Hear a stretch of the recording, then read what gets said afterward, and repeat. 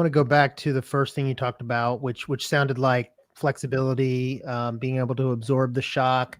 One of the things we spoke about before, because you come from the football world, and it's interesting.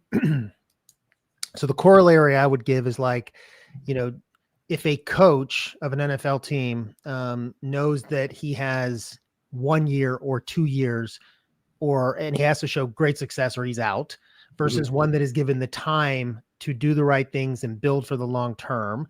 I find the same thing of like publicly owned companies. Leaders have to provide quarterly results versus privately owned companies. Typically, you can do the right thing and build over time.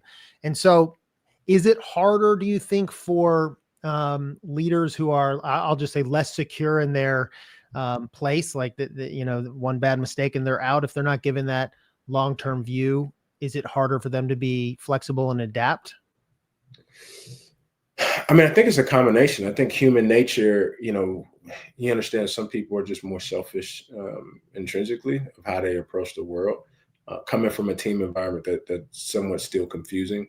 And so some people may say, I know I'm only going to be here this 2 years. Let me get as much money as possible, as much status as possible, not realizing that actually sabotages what they want long term. Because if you're known as the individual that has helped prop this up, you're actually going to be more valuable and to collect more resources. At the end of that is what motivates you and what inspires you. But then oftentimes, I don't know if people actually know what they want. You'll have your mission, you have your values, you'll have your goals, but then the thing that they actually want is just, make a lot of money.